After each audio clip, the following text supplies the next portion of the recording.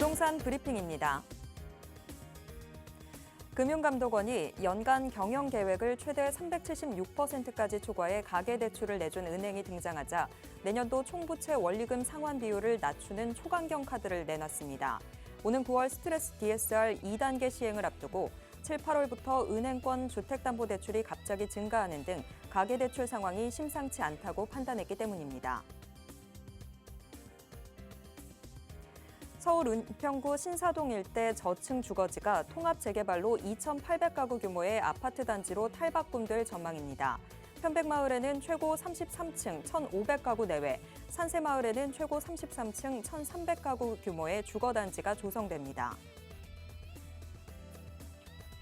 정부가 내년 예산안에 서민 주거 안정을 위해 25만 2천 가구 규모의 공공주택 공급 계획을 담았습니다.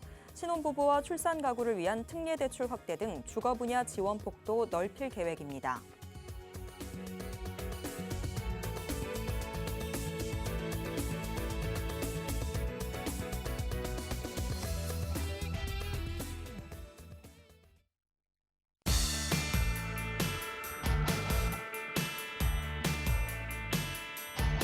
여러분 안녕하세요. 부동산 고민 무엇이든 물어보세요. 진행의 최슬기입니다.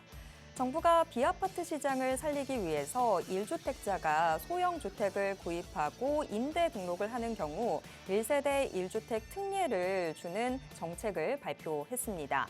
하지만 시장의 반응은 시큰둥합니다.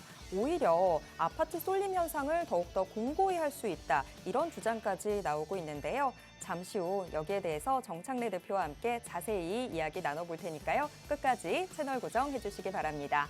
그리고 부동산에 대한 궁금증 있으신 분들 지금 바로 02-2638-3974번으로 전화 주시거나 샵 3989로 문자 보내주시기 바랍니다. 저희가 빠르고 정확한 해답 드릴게요. 그러면 부동산 고민 무엇이든 물어보세요. 지금 바로 시작합니다.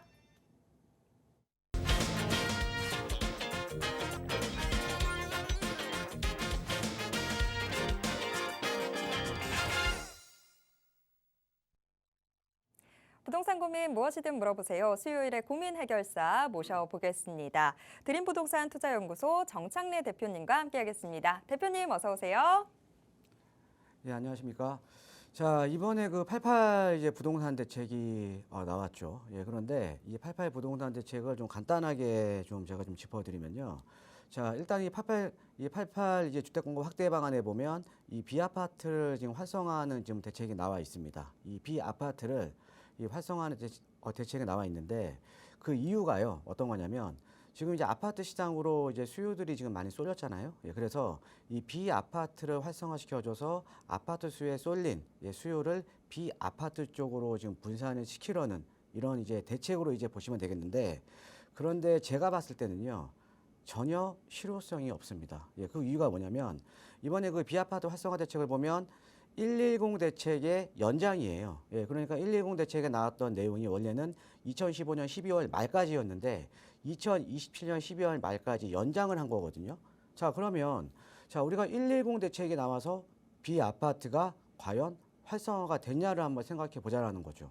예, 110 대책이 나와도 지금 이제 빌라 시장이라던가 오피스텔 시장이라던가 전혀 지금 활성화되지가 않았잖아요. 자, 그러니까 이 비아파트 시장을 활성화시켜서 아파트에 대한 수요를 분산시키려는 이런 대책 자체가 전혀 실효성이 없다라는 거죠. 자, 그래서 지금 아파트 가격이 제가 봤을 때는 지금도 이제 상당히 좀 뜨겁거든요. 예, 뜨거운데 일단은 뭐 이제 주담대라든가 이런 어떻게 보면은 정부 입장에서는 이제 주담대 금리라든가 이런 것들을 지금 많이 지금 인상을 지금 시키려고 하고 있잖아요. 예, 그러다 보니까 이제 금리 인상에 대한 것들은 어떻게 보면 주택시장에 이제 악재이겠지만 우리가 이제 전체적으로 보면 이 아파트 공급은 사실은 하기가 상당히 어렵다라는 거죠. 예, 그래서 제가 봤을 때는 이 아파트 시장 같은 경우에도 또 우상향이 될 가능성이 좀 상당히 높다라고 이제 보시면 될 것 같고요.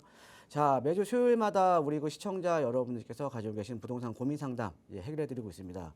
지금 시장이 상당히 지금 뭐 다이나믹하죠. 예, 그래서 지금 최근에 보면 또 이 매도에 대한 고민이라던가 이제 매수에 대한 고민이라던가 아니면 갈아타기를 어디로 해야 될지 또 최근에 또 88 대책에 나오면서 이제 빌라 시장 특히나 개발 압력이 높은 빌라 시장 같은 지역들 같은 경우에 지금 투자 수요가 많이 유입이 되고 있습니다. 그래서 소액 투자에 대한 고민도 상당히 많으실 텐데요.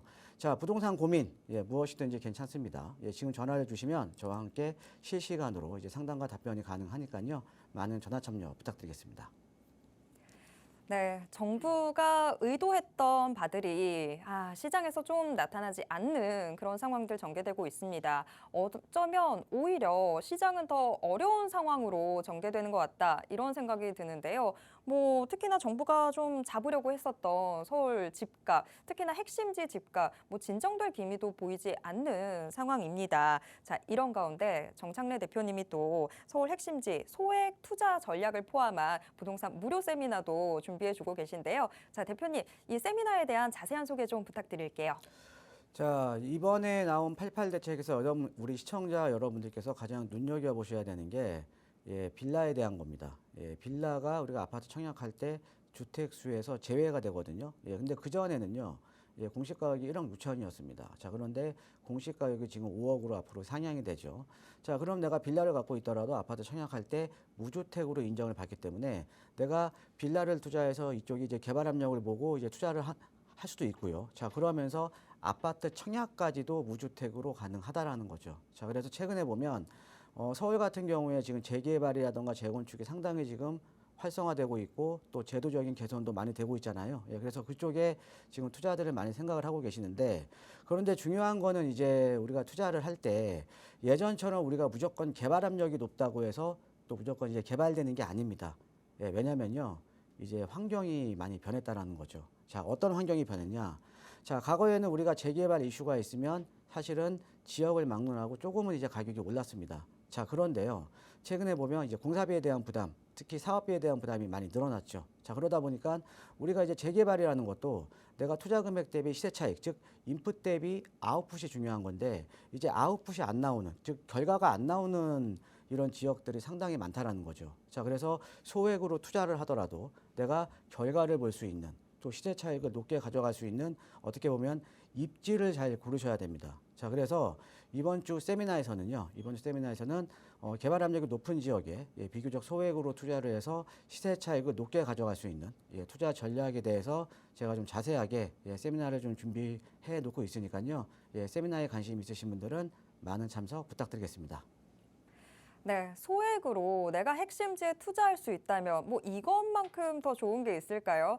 뭔가 이름 따라서 간다 이런 말들이 있는데 드림부동산 투자연구소 정창래 대표님답게 정말 이런 꿈 같은 투자 전략들 여러분께 현실적으로 다가갈 수 있는 비법들 알려드릴 예정입니다. 이 부동산 무료 세미나 함께하고 싶으신 분들은요. 그냥 오시면 안 되고요. 오시기 전에 전화 한 통만 주시면 됩니다. 자, 02-2638-3974번으로 전화 주시면요. 이 세미나 어떻게 참석하실 수 있는지 저희가 상세한 안내 도와드리도록 하겠습니다. 자, 그리고 지금 부동산에 대한 고민 있으신 분들도 같은 번호로 전화 주시기 바랍니다. 저희가 부동산에 대한 명쾌한 해답 드리도록 하겠습니다. 그럼 이제 본격적으로 우리 시청자 여러분들의 부동산 고민 해결 도와드리도록 하겠습니다. 지금 한 분의 시청자분과 전화 연결되어 있는데요. 전화 받아보도록 하겠습니다. 여보세요? 네, 안녕하세요. 네, 안녕하세요. 네. 자, 어떤 부동산 고민 있으실까요? 창동에, 네. 조그마한 1차 아파트, 그거를 한 4년 전에 매수했는데요. 네. 지금 그게 그냥 보유하고 있을도 되나, 안 그러면은 좀 여유 자금을 좀 보태서 다른 네. 데로 가서 투자를 해야 되나, 그게 궁금해서요. 네. 자, 도봉구 창동에 지금 아파트를 보유 중이세요. 근데 네. 요거를 지금 계속 가져가 볼까? 아니면 지금 돈을 차라리 더 넣어서라도 좀 갈아타기를 해볼까? 고민이 되는 그런 상황이신데, 자, 혹시 도봉구 창동에 지금 요거 하나 갖고 계신 걸까요? 아, 2차 하나 또 가지고 있어요. 아, 그 한 채가 아파트도. 더 네, 있으세요? 내가 두 개는 아니고 네. 하나는 딸 거고 하나는 제 거고 그래서요. 아, 자, 그렇게 네. 갖고 계세요. 네. 자, 지금 요 도봉구 쪽을 지금 벗어나는 게 맞는 걸지 아니면 뭐 계속해도 되는 걸지 여러 가지로 지금 고민이 되시는 모양인데 바로 대표님께 여쭤보도록 하겠습니다. 네, 감사합니다. 예, 안녕하세요. 반갑습니다, 시청자님. 네, 감사합니다. 예. 대표님. 자, 네. 창동에 무슨 아파트예요? 아, 주공.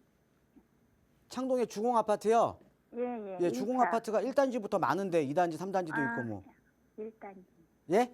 1단지. 1단지. 네. 창동 여기 있네요. 창동 주공 1단지. 네. 예, 그다음에 또 하나. 뭐 또 하나 또 두고 계신다면서요. 역세권 옆에 그 상하 상하 1차예요, 2차예요? 2차. 2차 아파트요. 네. 아, 요거 지금 두 채 두고 계신 거예요? 네. 아니 우리가 그 주식도 포트폴리오 짜는 것도 중요한데 부동산도 포트폴리오를 짜셔야 되거든요. 네. 근데 바로 옆 단지에 두 개를 옆 단지에 바로 사신 거예요? 하나는 딸 거고 하나는 저희 거고 그래요. 하나는 따님 거고 하나는 이제 우리 선생님 거고. 네. 예, 근데 이거를 지금 2020년도에 사셨나 봐요. 네, 그 정도에 샀어요. 예, 그런데 별 재미는 못 보셨죠? 그러죠. 그렇죠? 예. 네. 그래서 얘를 지금 매도로 해야 되는지, 그죠? 네. 아니면 지금 여유자금 아까 좀 있다고 하셨죠? 네. 예, 여유자금 합쳐서 지금 여기보다 좀 급지가 좀 높은 지역으로 좀 갈아타셔야 되는지, 예, 이게 네. 궁금하신 거잖아요. 네. 예, 결론부터 말씀드릴게요. 네. 예, 지금 매도하시면 안 돼요. 그렇죠. 예, 예, 지금 조금 이제 지금 절대 매도하시면 안 되고요. 좀 더 보유를 하셔야 됩니다. 네. 예, 그 이유를 한번 설명을 해드릴게요. 네. 예, 자, 우리가 지금 이제 노도강이라던가 이런 지역이 어떻게 보면 서울 도심권에서는 이제 뭐 지역이 뭐 어떻게 보면 좀 하급지죠, 하급지, 그죠? 예, 네. 서울에 이제 상급지부터 중급지, 하급지가 있으면 이제 하급지인데, 자, 우리가 이 하급지들은요 가격이 오를 때가요. 그러니까 가격이 오르는 시기가 있어요. 어떤 시기냐면 먼저 하급지가 이제 가격이 오르려면 먼저 상급지 가격이 많이 올라줘야 돼요. 예, 그러니까 우리가 이제 강남 상부라던가 용산이라던가 이런 지역에 가격들이 많이 오른 다음에 그다음에 시간차를 두고 이런 하급지가 움직이기 시작합니다. 예, 이해되시죠? 네. 자, 그래서 우리가 우리가 최근에 아파트 가격이 본격적으로 상승을 했던 시기가 2017년도예요. 그래서 2017년도에는 서울 도심권에서도 강남 상구나 용산이 이제 가장 가격이 먼저 움직였고요. 자, 그 다음에 여기 지금 노도강이 움직였던 시기가 언제냐면 2019년 말이었습니다. 2019년 말. 이때부터 이제 노도강이 본격적으로 가격이 상승을 하기 시작했거든요. 그러니까 상급지 가격이 오르고 그 다음에 하급지 가격이 오르는 시간차가 존재를 한다라는 거죠. 이해되시죠? 네. 자, 그 다음에 요 하급지 가격이 오르는 지역들은 오르는 시기는 또 하나가 있는데 어떤 시기냐면요. 금리가 낮을 때예요. 이해되세요? 네.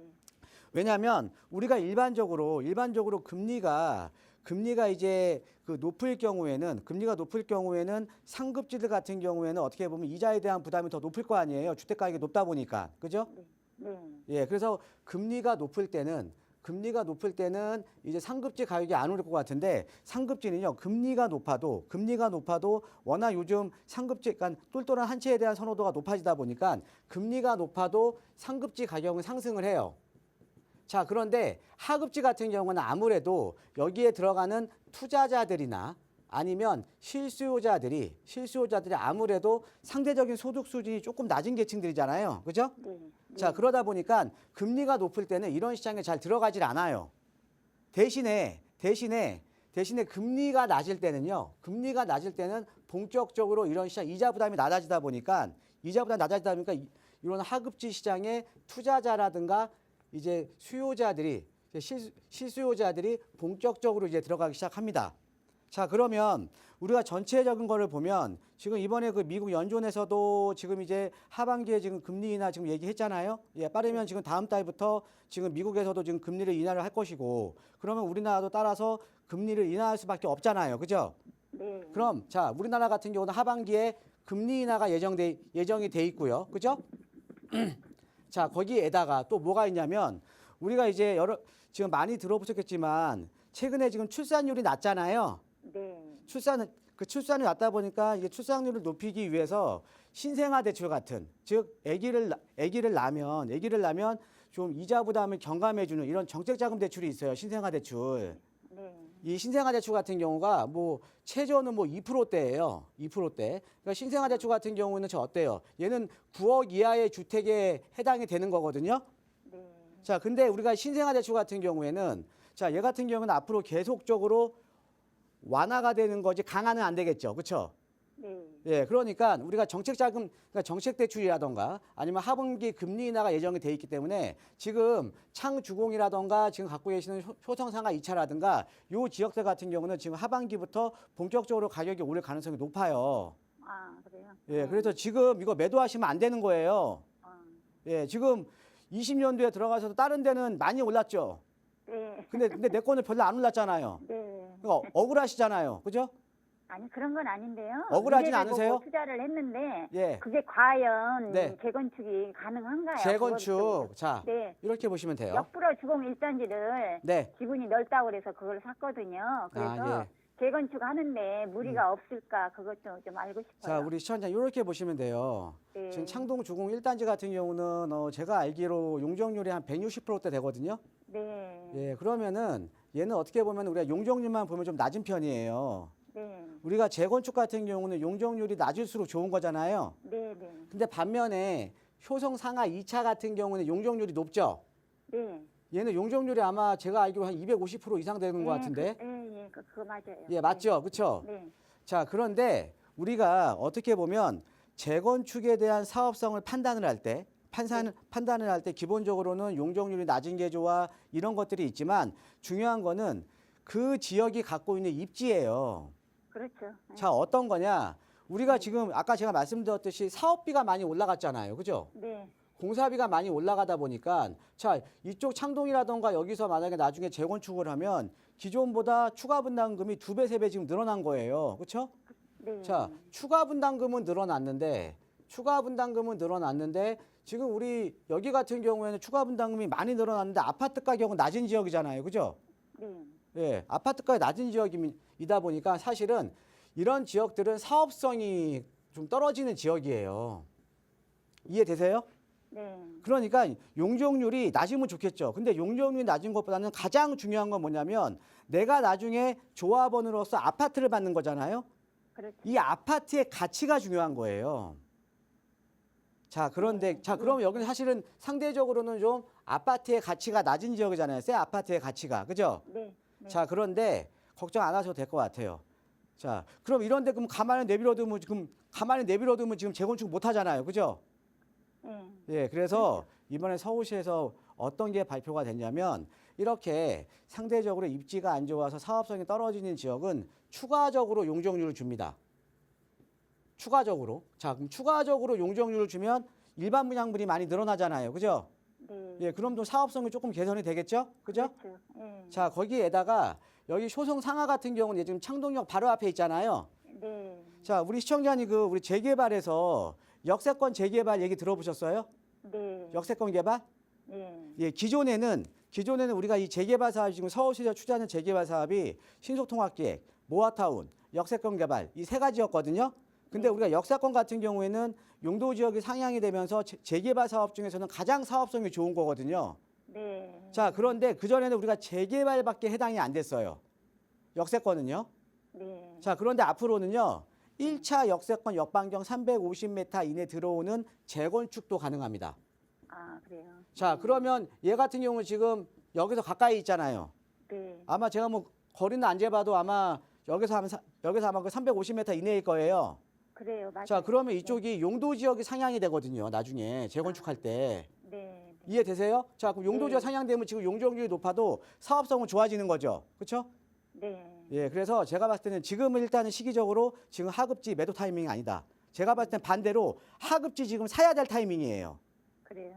예, 그리고요, 재건축에 대한 사업성도 이런 강북 지역 같은 경우는 떨어지는 지역이기 때문에 추가적인 용적률, 그 다음에 역세권 개발, 또 앞으로 이제 여기서 가까운 아파트는 역세권 개발도 가능하기 때문에 일단은 지금 보유하셔야 됩니다. 이해되시죠? 아, 네. 예, 그래서 이거는 보유하시고요. 여유자금 3억이 있으시면 그런 3억 가지고는 어디다가 투자해야 되냐면 차라리 도심지 있죠, 도심지. 네. 요즘 여기저기 막 재개발 한다고 하잖아요.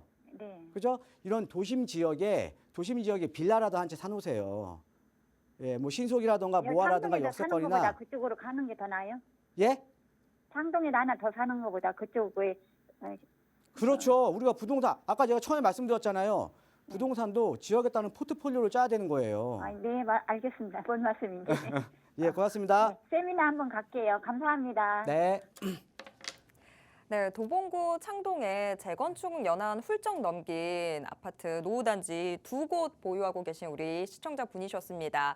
지금 뭐 여러모로 판단해 봤을 때 우리 시청자분이 어디론가 이동하실 때는 아닌 것 같습니다. 지금 현재 보유하고 계신 아파트 계속 조금 더 보유하는 방법 추천드리도록 하겠습니다. 지금 대표님이 드렸던 말씀들 다시 한번 잘 되새겨 보시고요. 투자 계획 다시 한번 꼼꼼하게 세워보시길 바라겠습니다. 자, 계속해서 다음 시청자분 만나보도록 하겠습니다. 전화 연결되어 있는데요. 전화 바로 받아볼게요. 여보세요? 네, 안녕하세요. 네, 안녕하세요. 자, 오늘 어떤 부동산 고민 있으실까요? 네, 이거 방송 잘 보고 있어요. 아유, 감사합니다. 네네. 네. 제가 아들 명의로 한 1억 5천 정도 여유가 있어가지고, 네.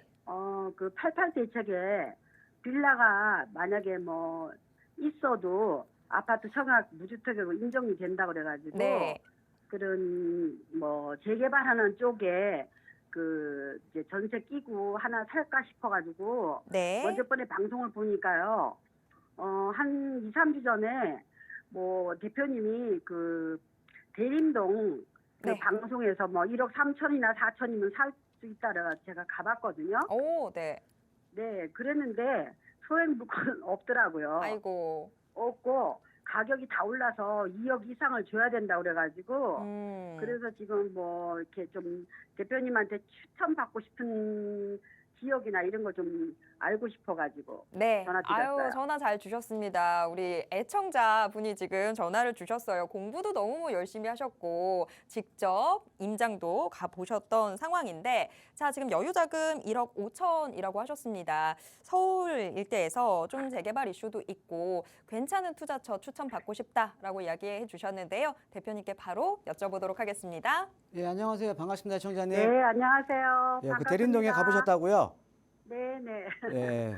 거기가 2, 3주 전만 하더라도 좀 물건들이 있었는데, 예, 그쪽이 이제 그 역세권 개발이 가능한 지역이거든요.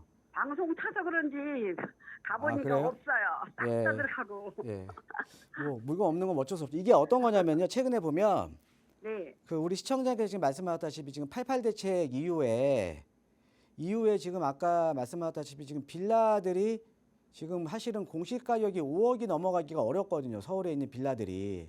네, 그렇죠. 예, 그러니까 네. 용산에 지금 뭐 시세가 10억이 가는 뭐 서계동, 청파동에 있는 빌라들도요. 지금 공시 가격 3억밖에 안 돼요. 네, 네. 자, 그런데 이런 것들이 앞으로는 아파트 청약할 때 무주택으로 인정을 받는 거잖아요. 그렇죠. 예, 그러다 네. 보니까 요즘 사실은 이런 도심 지역의 핵심 지역에 1, 2억으로 투자하실 분들이 너무 많아요. 예, 그러니까 이제 맞아요. 물건들이 좀 지역이 괜찮은 저희 같은 지역들은 서민들은 그 정도도 엄청 큰 돈이라서. 네. 예. 그러니까 이제 지역이 괜찮은 지역들은 물건들이 좀 빨리빨리 빠진다라는 거죠. 네. 예. 근데 제가 하나 더 알려 드릴게요, 그러면. 네. 예. 자, 우리 시청자님 뭐 대림동보다 더 좋은 지역 들어가시면 되잖아요. 그죠? 참 예. 금상첨화죠. 네. 예, 자, 여기가 우리가 이제 도심지예요. 도심지. 우리가 도심이라고 하면 서울의 원도심이라고 하면 서울의 원도심이라고 하면 이제 그러니까 사대문 안쪽이죠. 중구하고 종로를 원도심이라고 합니다. 네. 그러니까 서울은 3도심으로 구성이 돼 있죠. 여의도, 강남, 그다음에 중구, 종로. 3도심으로 이제 조성이 돼 있는데 우리가 3도심에서도 원도심이 대기업들이 가장 많은 지역이고 일자리가 가장 많은 지역이에요. 이거는 화면으로 보시면 돼요. 화면으로 보시면 여기가 다 상업 지역이잖아요. 그죠? 네. 지금 네, 분홍색이 다 상업 지역이거든요. 네. 자, 분홍색이 상업 지역은 여기는 주택이 없어요. 종로, 을지로 이런데 뭐 사대 강화문 일대 다 그냥 네, 일자리가 네, 네. 있는 지역이잖아요. 네, 그죠? 네. 네. 자, 우리가 부동산이라는 거는 희소성이 높은 지역에 투자를 해야 돼요. 즉, 내가 주택을 사더라도 상대적으로 주택에 대한 희소성이 높으면 가격이 많이 오르겠죠. 그렇죠? 자, 당연하죠. 근데 우리가 네. 이 도심 같은 경우는 이렇게 상업 지역 비율은 높아요. 그러니까 즉 일자리 비율은 높은데 반면에 이 종로에서는 여기 창신동, 여기 노란색이 주거지역이 여기밖에 없고요. 그다음에 중구에서는 신당동, 여기밖에 없어요. 그러니까 이 도심 지역은 주거 지역에 대한 희소성이 상당히 높은 지역이에요. 자, 그래서 어떤 얘기냐? 우리가 여기에 이제 경희궁 자이라고 도니문 뉴타운에 경희궁 자이라고 있거든요. 네. 자, 경희궁 자이가 있는데 얘가요. 송파에 가락시형 재건축한 헬리오시티 있죠? 네. 헬리오시티랑 가격이 똑같아요. 예, 그만큼 주거 지역에 대한 희소성이 높은 데가 이쪽이거든요. 자, 그런데 경희궁 자이가 오피 아니에요? 네? 경희궁 자이가 오피 아니에요? 경희궁 자이가 아파트하고 오피. 예, 두 개 있어요. 아. 두 개. 예. 아, 네. 예, 여기 도니문 뉴타운에는 이제 경희궁 자이. 예. 네. 그 오피스텔은 경희궁의 아침. 예. 아, 자, 네. 예, 예. 자, 이렇게 보시면 자, 그런데 우리가 여기에서도 지금 최근에 보시면 여기 창신동 일대, 그러니까 종로에 붙어 있는 주거 지역 창신동 일대 같은 경우에는 최근에 신속 통합 기획으로 많이 지정이 됐어요. 그래서 여기는 투자 금액이 지금 5, 6억대 갑니다. 여기는. 네, 맞아요. 엄청 비싸더라고요. 예, 그리고 근데 우리가 입지는요, 입지는 여기 창신동보다는 신당동이 훨씬 좋죠, 그렇죠? 아무래도 이제 강남 신당동. 접근성도 훨씬 좋고요, 그죠? 자, 근데 창신동은 뭐 빠글빠글해가지고, 네. 예, 근데 신당동 같은 경우 지금 대부분의 지역들이 신속통합기획이라던가 모아타운이라던가 아니면 지금 신속통합기획 동의서 진구하거나 이러면서 가격이 많이 올랐거든요. 예, 가격이 많이 올랐는데 자, 우리가 근데 이런 거죠. 기존에 지정된 지역보다 더 좋은 지역을 내가 찾아서 들어가서 기다리고 있으면 가격이 많이 오르겠죠. 그렇죠? 그러니까 어떤 아무래도 지역이 좀- 지정이 됐어요. 네네. 어떤 지역이 지정이 됐는데 그 지역보다 만약에 노후도가 높거나 입지가 더 좋은 지역인데 아직 지정이 안 돼서 가격이 싼 데를 우리가 들어가야 되는 거잖아요. 그죠? 그렇죠, 그렇죠. 예, 그거를 제가 알려드릴게요. 자, 어디냐? 네, 감사합니다. 자, 보세요. 네. 네. 자, 여기 신당동을 보면 일단은 이 신당동 일대가요. 모든 지역이 다 더블 역세권이에요. 신당역 더블 역세권, 청구역 더블 역세권, 약수역 더블 역세권, 동대문 역사문화공원역 트리플 역세권, 동대 입구역은 뭐 3호선. 자, 지하철이 그냥 맞아요. 아주 거미줄처럼 네네네. 있죠. 그렇죠? 네, 네. 여기는 모든 지역이 역세권이에요. 네, 맞아요. 자, 그런데 여기 같은 경우는 제가 이제 파랑색으로 표시해 드린 지역은 벌써 지정이 된 데예요. 여기 요쪽 동대문 역사문화공원역하고 신당역 사이는 이제 신속통합계획으로 벌써 지정이 됐고요.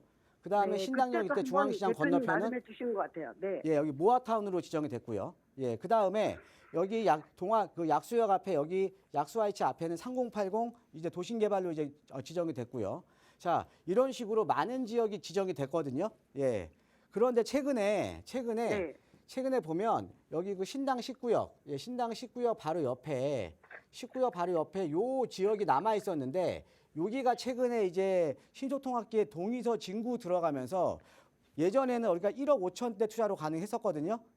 그런데 네. 우리가 이 가격이 오르는 거는 기대감 때문에 가격이 오르는 거잖아요. 그죠? 네. 자, 그러면서 여기가 지금은 3억 투자가 돼 버렸어요. 예. 그러니까 동의서 진구가 그러니까 그러니까 얘기가 나오면 가격이 확 올라 버리는 거예요. 예. 그런데 여기 옆에요. 여기보다는 청구역하고 약수역 사이가 입지가 훨씬 좋거든요. 그죠? 딱 보더라도 여기 같은 경우는 지금 약수역 3호선 통해서 지금 바로 이제 강남으로 넘어갈 수도 있고요. 그다음에 초품화에다가 그다음에 중요한 거는 여기 지금 동의서 증거하고 있는 데보다 여기 장충초등학교 주변 지역이 노후도가 10% 이상 높아요. 여기 노후도는요. 거의 80%가 나옵니다. 노후도가 어마어마하게 높아요. 자, 그러면 여기가 먼저 얘기 나온 지역들, 얘기가 나와서 가격이 오른 지역보다 여기 옆에 그러니까 청구역에서 약수역 사이 장충초등학교 주변이 노후도도 훨씬 높고 그다음에 입지도 훨씬 좋잖아요. 그죠? 그렇죠. 네. 예, 그럼 여기다가 사놓으면 되는 거 아니에요? 얘보다 안 좋은 장난해볼게요. 놈들이 모아라든가 신속이라든가 이런 식으로 지금 지정이 됐거나 지금 동의서 진구하고 있잖아요. 그죠? 자, 그런데 여기 내에서는 사실 그 장충초등학교 주변, 즉 청구역하고 약수역 주변이 도심도 바로 인접해 있고, 그렇죠? 그다음에 3호선 타면 세정거장이면 바로 강남이에요. 맞습니다. 예, 그럼 여기가 입지가 훨씬 좋잖아요, 그죠? 훨씬 좋은데 여기가 살수 있을까요? 그 돈 가지고? 예, 여기가 아직 얘기가 안 나와 있어요. 지금 뭐냐? 네. 여기가 작년에 여기가 1억 5천 했다가 지금 한 3억 투자가 되잖아요. 네. 지금은요 여기 잘만 찾아보시면 여기에 1억 5천 투자 가능해요. 예, 근데 자 감사합니다. 이렇게 보셔야 돼요. 자 네. 여기가 지금 기존에 지금 동의서 진구를 하고 있는 데보다 노후도가 훨씬 높거든요. 방송 타면 또 끝나는 거 아니에요? 예, 예, 여기 우리 이 팍스 경제가 시청률이 워낙 높아요. 그건 저도 뭐라고 말씀 못 드리겠습니다. 예, 예. 감사합니다. 예, 일로 한번 가서 한번 찾아보세요. 예, 네, 발품 한번 팔아볼게요. 네, 고맙습니다. 감사합니다. 네. 시청자분 지금 빨리 움직이셔야 될 것 같습니다. 저까지 지금 마음이 좀 급해졌어요. 소액 투자로 핵심지 투자, 정창래 대표님의 특기잖아요. 또 1억 5천으로 좋은 곳 또 알려주셨습니다. 청구역과 약수역 사이에 이 장충초등학교 주변 지역 좀 유심히 잘 살펴보시길 바라겠습니다. 근데 중요한 건 지금 속도전일 것 같습니다. 자, 이렇게 우리 시청자 여러분들의 고민 해결 도와드리고 있습니다. 좀 저희가 부동산 강의도 한번 좀 들어봐야 되겠죠. 정부가 서울 비아파트 공급 상황이 정상화될 때까지 빌라나 오피스텔 무제한으로 매입해서 임대주택으로 공급한다라고 밝혔습니다. 서울 아파트 가격이 급등하는 게 지금 비아파트 시장이 무너진 영향이 크다. 뭐 이렇게 본 건데요. 빌라의 주택수 제외. 과연 투자 방향으로는 우리가 어떤 전략들을 좀 세워나가면 좋을지 고민이 필요한 시점인 것 같은데요. 지금부터 정창래 대표와 함께 이야기 나눠보겠습니다. 자, 우리 시청자 여러분, 이번에 나온 88 대책을 보면 이 88 대책에서 가장 우리가 투자자 입장에서 가장 눈여겨보셔야 되는 게 바로 아까 말씀드렸던 주택수 제외입니다. 예, 주택수 제외하고 그다음에 재개발, 재건축, 활성화. 즉 우리가 재개발, 재건축이 활성화된다라는 얘기는 계속적으로 우리가 노후된 지역들은 재개발이라든가 재건축으로 진행을 한다라는 거죠. 그렇죠? 예, 그래서 거기에다가 우리가 투자자로서 어떻게 보면 좀 생각들을 좀 해보셔야 됩니다. 자, 먼저 제가 한번 주변 설명 한번 드리면요. 자, 이번에 나온 88 대책에서 보면 빌라 등 비아파트 구입자가 청약에서 불이익이 없도록 청약 시 무주택으로 인정하는 비아파트 범위를 확대시키겠다. 자, 어떻게 확대를 시키냐? 자, 기존에는 뭐 면적 기준은 됐고요. 자, 기존에는 수도권이 1억 6천 이하, 이건 이제 공시가격 기준입니다. 예, 공시가 기준으로 1억 6천 이하였는데 이거를 5억 원으로 상향시키겠다. 예, 5억 원으로. 자, 아까 말씀드렸듯이 서울에서 빌라들 공시가격 5억 넘기 쉽지가 않습니다. 진짜 고급 빌라 아니면요. 예, 그래서 지금 5억이면요. 근데 요거 같은 경우 이 공시가격 5억으로 상향하는 거는 입법 사항도 아니에요. 그러니까 야당의 협조도 필요 없습니다. 얘는 그냥 주택 공급에 관한 규칙만 그냥 개정만 하면 됩니다. 예, 그러니까 얘는 그래서 지금 9월 정도에 지금 예정이 돼 있고요. 예, 그래서 얘는 이제 수도권 지역은 5억까지는 아파트 청약할 때 무주택 인정이다라고 이제 보시면 될 것 같고, 자, 그 다음에 이제 88 대책에 나온 내용들을 보면 정비 사업에 대한 얘기가 상당히 많이 나옵니다. 예, 정비 사업에 대한 얘기가 상당히 많이 나오는데 이 정비 사업에 대한 얘기들을 보면 자, 이런 거죠. 정비 사업성을 개선을 시켜주기 위해서 절차도 상당히 간소화시켜주겠다. 즉 어떤 거냐? 예전에는 기본 계획을 수립을 하고 그 다음에 수립 다음에 정비구역 지정받고 이렇게 갔는데 이거 동시에 가고요.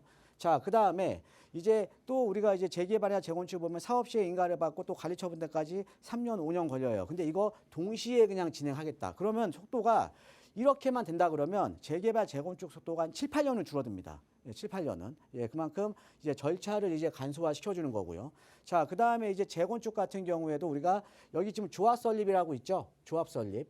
이 조합 설립이요. 재개발이나 재건축에서는 상당히 중요한 단계입니다. 자, 어떤 거냐면 자, 우리가 이제 어떤 지역에 재개발, 재건축을 하는데 거기에 소유자들, 즉 조합원들이 100% 동의는 안 하죠. 그렇죠? 항상 반대하시는 분들 또 항상 비대위가 존재를 하잖아요.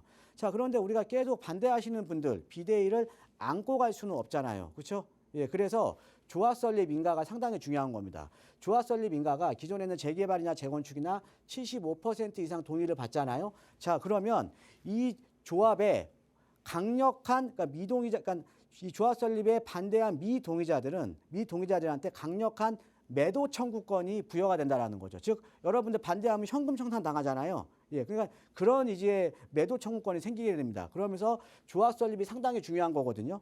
자, 그런데 우리가 재건축 같은 경우는 기존에 75%였는데 이것도 이번에 70%로 완화. 예. 그 다음에 동별. 예, 동별 소유자는 2분의 1이었는데 이것도 3분의 1로 완화. 이렇게 어떻게 보면 정비 사업에 대한 속도를 좀 개선시켜주기 위해서 절차를 상당히 많이 간소화시켜주고요. 예, 그 다음에 조합 설립 동의 요건도 상당히 좀 완화를 좀 해줄 거다라고 이제 보시면 될 것 같고요.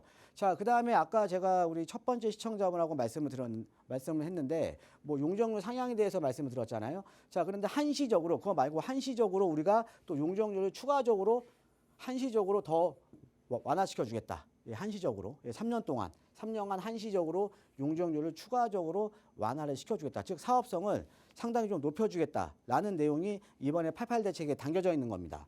자, 그 다음에 정비 사업에 대한 사업성을 개선하기 위해서 자 용적률 상향 시에도 자 이렇게 되면 아까 용적률 상향이 되게 되면 우리가 재개발 같은 경우에는 임대주택 의무 비율이 있거든요. 그럼 용적률 상향이 되게 되면 임대주택도 같이 이제 더 많이 지어야 되거든요. 자, 그런데 용적률 상향 시에도 임대주택 의무 비율은 그대로.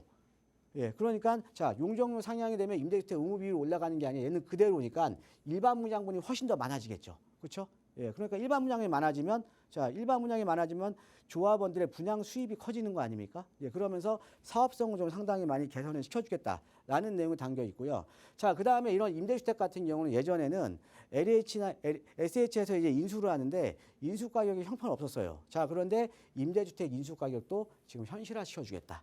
예, 원가는 보장해 주겠다. 라는 내용도 담겨져 있고요. 자, 그 다음에 우리가 재개발 재건축이라는 게 이런 거죠. 우리가 재개발 재건축이라는 게 총회도 열어야 되고 그림도 그려야 되고 많은 일들을 해야 되거든요. 많은 일들을 해야 되는데 그런데 우리가 그러면 돈이 필요해요. 자금이 필요하다는 거죠. 우리가 어떤 시행을 하는데 돈이 없으면 못 하는 거잖아요. 그죠? 예. 운영비가 있어야 될 거 아닙니까? 이 운영비에 대해서 서울시에서 사업 초기에 자금 지원을 해주겠다. 예. 현장당 50억 한도 내로. 예. 그래서 자금도 지원해 주고요. 자, 그래서 지금 이런 88 대책에 나온 내용을 보면 지금 이 정책에 대한 방향성은 도심에 정비 사업을 활성화시켜줘서 즉 사업성이 안 좋은 지역도 용적률을 추가적으로 주거나 이런 여러 가지 정비 사업을 활성화시켜서 도심의 안정적인 아파트 공급을 도모하려는 목적이 상당히 크다라고 이제 보시면 될 것 같습니다. 자, 그러면 재개발 재건축이 더욱더 이제 구역 지정이 확대될 수밖에 없는 거죠. 그렇죠? 예. 자, 거기에다가 또 그 외에도 또 여러 가지들이 있거든요. 여러 가지들이 있는데, 자, 보면은 이제 재개발 노후도 요건도 예전에는 30년 노후도 67%였는데 얘도 60%로 완화됐고요. 그 다음에 아까 정비사업 보정개수라고 해서 사업성이 상대적으로 낮은 지역들, 즉 입지가 안 좋은 지역들은 추가적인 용적률을 이제 준다라는 거죠. 자, 그 다음에 우리가 이것만 봐도 알아요. 신속, 모아, 역세권. 자, 우리가 예전에는 재개발 사업밖에 없었잖아요. 그렇죠? 자, 그런데 지금 재개발 사업의 업그레이드 버전인 신소, 그 다음에 소규모 재개발, 짜투리 땅까지 개발하려는 모아타운, 그 다음에 우리가 역세권 개발, 그러니까는 이제 교통역, 그러니까 우리가 보통 이제 고밀도로 개발을 하게 되면 도로는 많이 못 넓히잖아요. 예, 그러다 보니까 고밀도로 개발을 못 하는 거거든요. 그런데 우리가 역세권에 고밀도로 개발을 하게 되면 교통량이 늘어나지는 않죠. 예, 그래서 우리가 역세권 지역에는 우리가 용도 지역 상향을 통해서 역세권 개발을 하는 거거든요. 이렇게 신속이라던가 모아, 역세권 같은 다양한 지금 정비 사업이 나오는 거잖아요. 예, 그만큼 지금 앞으로 입지에 맞게 서울 도심은 개발을 할 수밖에 없다. 즉 이런 정비 사업의 다양성은 여러분들 어떻게 생각하셔야 되냐면 그만큼 정비 사업이 활성화될 수밖에 없다라고 이제 보시면 될 것 같습니다. 자, 이렇게 그래서 정비 사업 쪽에 관심들이 많고요. 예, 그 다음에 지금 정부라던가 지금 서울시에서도 정비 사업에 대한 사업성이라던가 아니면 제도들도 지금 많이 개선을 하고 있고, 자, 이번에 그 88 대책이 나오면서 지금 이제 우리가 소액으로 빌라를 투자를 해놔도 아파트 청약할 때 무주택이잖아요. 자, 그러다 보니까 이제 소액 투자를 많이 생각을 하시는데, 근데 소액 투자를 예전처럼 하시면 안 돼요. 제가 보통 상담을 하다 보면 이런 분들이 많아요.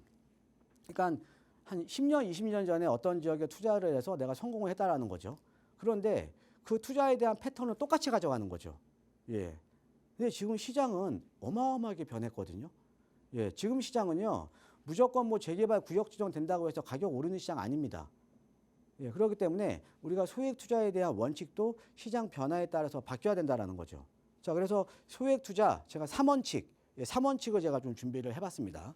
자, 한번 보세요. 첫 번째, 예. 자, 우리가 부동산이라는 거는요, 비교해서 매입해야 돼요. 자, 여러분들 우리가 마트에 가면 하나의 진열 때 그 같은 제품들이 다 모여져 있잖아요. 그렇죠? 회사별로. 그럼 우리가 그쪽 비교해서 우리가 매입하는 거 아닙니까? 그렇죠? 예, 그렇게 부동산도 마찬가지예요. 비교해서 매입을 해야 되거든요. 비교해서. 자, 그럼 어떤 거냐? 비교해서 매입을 해야 되는데, 자, 이런 거죠. 어떤 지역이, 자, 어떤 지역이 만약에 A하고 B라는 지역이 있어요. 근데 A라는 지역이 먼저 지정이 됐어요. 근데 B라는 지역이 얘랑 A랑 입지가 비슷하거나 아니면 얘가 더 좋아. 자, 그럼 얘는 먼저 얘기가 나오면서 가격이 많이 올랐을 거 아닙니까? 자, 그럼 비교해서 얘가 B가 더 괜찮은데 아니면 B가 입지가 비슷한데 얘는 아직 얘기가 안 나왔네. 그럼 우리는 B를 매입을 해야 된다라는 거죠. 가격이 오른 A를 매입을 하는 게 아니라. 자, 왜 그러냐? 여러분들 지금 재개발 재건축 사업이요. 지금 패러다임이 바뀌었습니다. 예전에는 탑다운 방식이었어요. 자, 어떤 거냐? 관에서 주도를 한 겁니다. 서울시에서 재개발 재건축을 주도를 했다 그러면 지금은 여러분들 우리가 신속이나 뭐하라든가 역세권이라든가 다 어떤 거예요? 주민들이 제안하는 거죠. 예, 주민 제한 방식으로 바뀐 거 아닙니까? 그렇죠? 즉 예전에는 탑다운 방식에서 지금은 바텀업 방식으로 완전히 지금 재개발 재건축에 대한 패러다임이 바뀌었다라는 거죠. 자, 그러면 이 주민 제한 방식이라는 건 어떤 거냐면 사업성이 좋고 나쁘고 입지가 좋고 나쁘고 아닙니다. 입지가 안 좋은 지역들 사업성이 안 좋아도 주민들이 먼저 제안하면 먼저 가는 거예요. 자, 그러면 사업성이 안 좋은 지역들이 먼저 가면 우리는 좋은 지역에 미리 선점하면 되는 거잖아요. 그죠?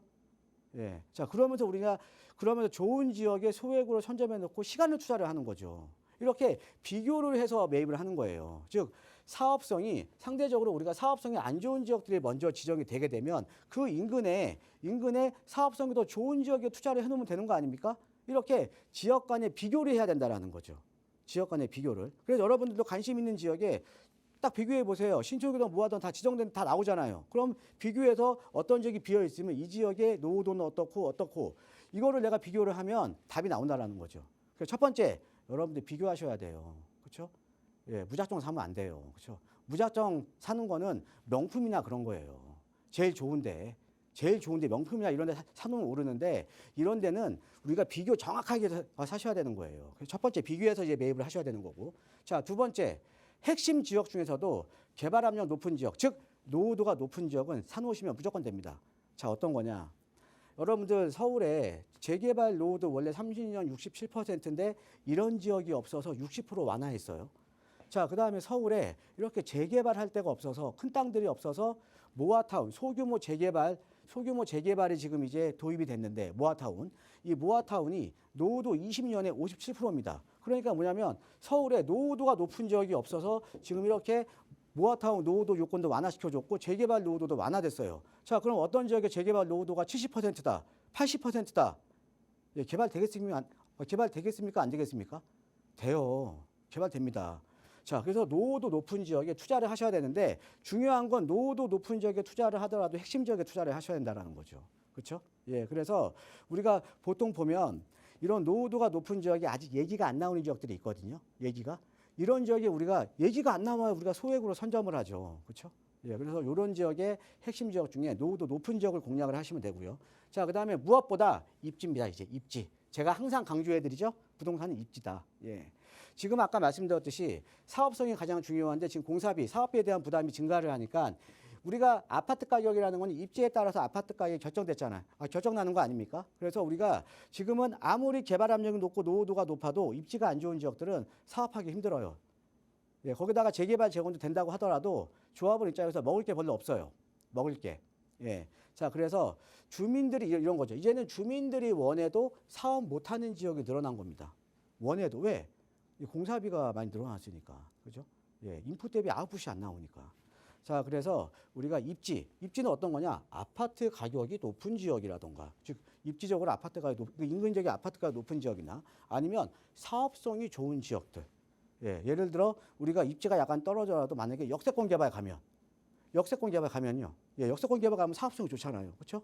예, 그러니까 이런 식으로 우리가 입지라던가 사업성을 판단을 해서 이제 투자를 하셔야 된다라는 거죠. 그래서 시장이 바뀐 만큼 우리가 소액 투자에 대한 어떻게 보면은 전략도요. 지금 상황에 맞게 투자를 하셔야 되는 겁니다. 그래서 오늘 말씀드렸듯이 첫 번째 비교해서 매입을 하셔야 되는 거고요. 두 번째 개발 압력이 높은 지역, 즉 노후도가 높은 지역에 내가 선점해야 되는 거고요. 그다음에 입지를 보고 투자를 해라. 이렇게 소액 투자 3원칙 하에서 투자를 하시면 아마 좋은 결과가 있으실 겁니다. 예, 이상입니다. 네, 소액 투자 전략도 이제는 확실히 바뀌어야 될 때입니다. 여기에 관련된 더 자세한 정보들은요, 바로 내일입니다. 내일 있을 부동산 무료 세미나에서 훨씬 더 많은 정보들 공개해 드린다고 하니까요. 여러분 이 부동산 무료 세미나도 꼭 함께 보셨으면 좋겠습니다. 자, 계속해서 우리 시청자 여러분들의 부동산 고민 해결 도와드리도록 하겠습니다. 지금 전화 연결돼 있는데요. 바로 받아볼게요. 여보세요? 네, 안녕하세요. 네, 반갑습니다. 안녕하세요. 자, 오늘 어떤 네. 부동산 고민 있으세요?